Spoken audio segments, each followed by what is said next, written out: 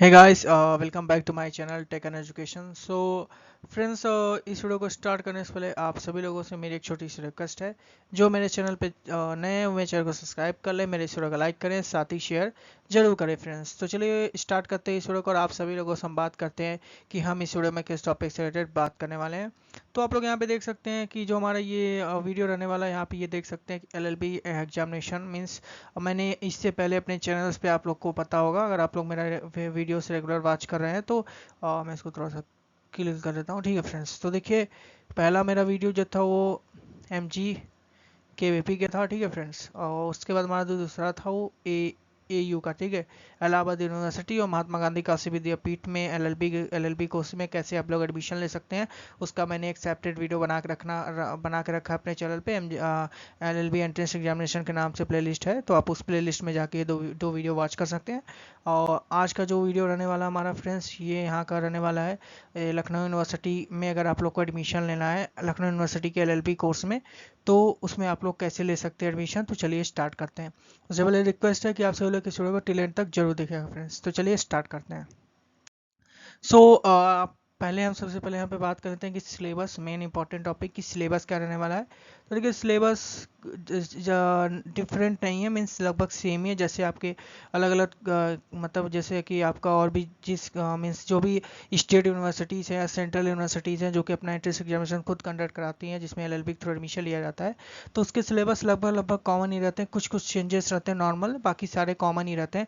Means यहाँ पे देख सकते हैं कि पहला जो है वो जनरल अवेयरनेस। मीन्स आपको पता है कि लगभग सारी यूनिवर्सिटीज़ में अब जनरल अवेयरनेस एक कॉमन सा हो गया। चाहे आप LLB में एडमिशन लीजिए, चाहे आप BA में लीजिए, आपका ये कॉमन सब्जेक्ट रहने वाला है। ठीक है, मीन्स कॉमन एक पेपर रहने वाला है। टॉपिक बात करते हैं सेकंड, जो Indian polity structure and functions. ठीक है, ये क्लियरली कॉन्स्टिट्यूशन है। ठीक है, इंडियन पॉलिटी में आप समझ सकते हैं कॉन्स्टिट्यूशन, तो ये आपको पूरा कॉन्स्टिट्यूशन जो है, उस कॉन्स्टिट्यूशन होता क्या है, उसके स्ट्रक्चर क्या रहने वाला है, साथ ही उसमें फंक्शंस, यानी कि आपको पूरा कॉन्स्टिट्यूशन MCQs आप लोग को लगा लेना है। मीन्स आपको पूरा जो इंडियन कॉन्स्टिट्यूशन है उसको आप लोग देख लीजिए एक तरफ से, और उसके बाद सारे MCQs लगा लीजिए। मेन जो इंपॉर्टेंट टॉपिक्स रहने वाले फ्रेंड्स, वो आपका इमरजेंसी रहने वाला। ठीक है, इमरजेंसी से क्वेश्चंस पूछे जाते हैं। फिर उसके बाद बात करें कि कॉन्स्टिट्यूशन का जो स्ट्रक्चर रहने वाला है वो क्या होता है, उसके सोर्सेस क्या होने वाले हैं, और कॉन्स्टिट्यूशन कब लिखा गया, मीन्स कब इम्प्लीमेंट हुआ था, और उसमें टोटल कितने आर्टिकल्स हैं, कितने पार्ट्स हैं, आप उसको अच्छे से पढ़ लीजिएगा कितने आर्टिकल्स हैं और आर्टिकल में क्या क्या दिया हुआ है।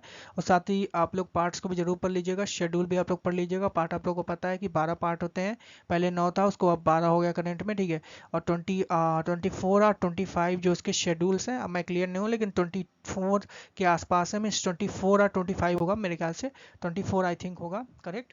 सो 24 शेड्यूल्स हैं, तो 24 शेड्यूल्स को आप लोगों को पढ़ लेना है कि कौन कौन से शेड्यूल में क्या दिया गया है। ठीक है, अब यहाँ पे बात करें लॉजिकल एप्टीट्यूड, यानी कि मैक्सिमा मिनिमा हो गया, आपका कॉन्स्टिट्यूशन हो गया, और भी जो कि चीज़ें रहने वाली हैं लॉजिकल एप्टीट्यूड में, जो भी टॉपिक्स आते हैं आपको उससे उससे अच्छे से कवर अप कर लेना है। बात करें यहाँ पे मेंटल एबिलिटी यानी कि मैथ। ठीक है, तो इसको भी आप लोग को पढ़ लेना है। मैथ में जैसे कि आपको पता है कि मीन्स आपको मैथ के जितने भी न्यूमेरिकल एबिलिटी से क्वेश्चन पूछे जाते हैं, तो आपको बेसिकली प्रॉफिट एंड लॉस और भी जितने भी टॉप परसेंटेज का टॉपिक हो गया, तो मतलब और भी जितने भी आपके मेंटल एबिलिटी में आते हैं टॉपिक्स, तो उन सारे टॉपिक्स को आप लोग को अच्छे से कवर कर लेना है फ्रेंड्स। ठीक है, तो ये हमारा जो था ये आपका सिलेबस था, जो कि मैंने आप लोग को डीपली समझा दिया फ्रेंड्स कि सिलेबस में क्या क्या दिया है, तो क्या क्या टॉपिक्स आप लोग को अच्छे से यहाँ पे कवर अप करना है फ्रेंड्स। तो चलिए आगे बढ़ते हैं। अब बात कर लेते हैं इंपॉर्टेंट पेपर पैटर्न का रहने वाला, जो कि सबको पता है पेपर पैटर्न बहुत इंपॉर्टेंट है, उसी के हिसाब से आप प्रिपरेशन करते हैं। ठीक है, तो ये एग्जाम होगा, ये पेन पेपर पे ऑफलाइन होगा। ठीक है, और जो आपको पता है कि लगभग सारे एग्जाम्स MCQ ही होते हैं, तो ये भी MCQ बेस ही होगा। बात करें आप लोग का ये कम मीन्स ये सबसे कम मीन्स 90 मिनट यानी कि 1.5 घंटे का पेपर होगा। बाकी अदर LLB के कोर्सेज में 3 घंटे का या 2 घंटे के पेपर्स होते हैं, लेकिन यहाँ पे आप लोग का MGQ मीन्स आपका जो लखनऊ यूनिवर्सिटी है LU यूनिवर्सिटी सिर्फ 1.5 घंटे का पेपर कराता है LLB का। ड्यूरेशन 90 मिनट्स का, मार्किंग स्कीम है, तो 2 मार्क्स मतलब 2 मार्क्स मिलेंगे ईच क्वेश्चन पे। तो नंबर ऑफ क्वेश्चन यानी कि 100 में अगर आप करें तो 200 नंबर का आपका पेपर होगा। ठीक है, मीन्स 200 नंबर के 200 क्वेश्चन होंगे, जिसके टोटल हो जाएंगे 200 मार्क्स। ठीक है, 200 मार्क्स के पेपर आएंगे, और आपको हर एक क्वेश्चन अगर सही करते हैं तो 2 मार्क्स मिलेंगे, अगर गलत करते हैं तो there is no negative marking, means यहाँ कोई नेगेटिव मार्किंग नहीं है, नेगेटिव मार्किंग नहीं है। तो अगर आप गलत भी करते हैं तो उसका कोई दिक्कत नहीं है। देखिए लिखा होगा there will be no negative marking, तो यहाँ पे नेगेटिव मार्किंग नहीं है, तो ये काफ़ी राहत वाली बात है आप लोगों के लिए। जो कि मैंने क्वेश्चंस बता दिए कि 100 क्वेश्चन आपसे पूछे जाएंगे। तो मुझे लगता है आप लोग समझ गए पेपर पैटर्न क्या रहने वाला। आगे बढ़ते हैं हम लोग, आगे बढ़ते हैं फ्रेंड्स।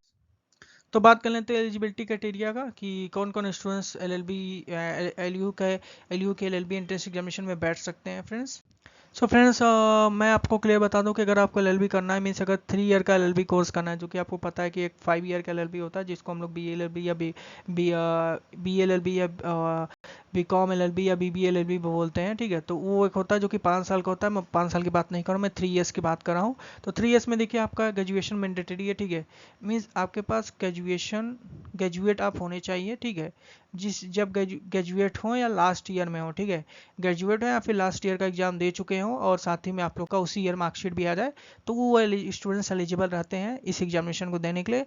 बात करते हैं कि परसेंटेज आपका ग्रेजुएशन में कितना रहेगा तो आप एलिजिबल रहेंगे। तो देखिए जनरल का 45% है।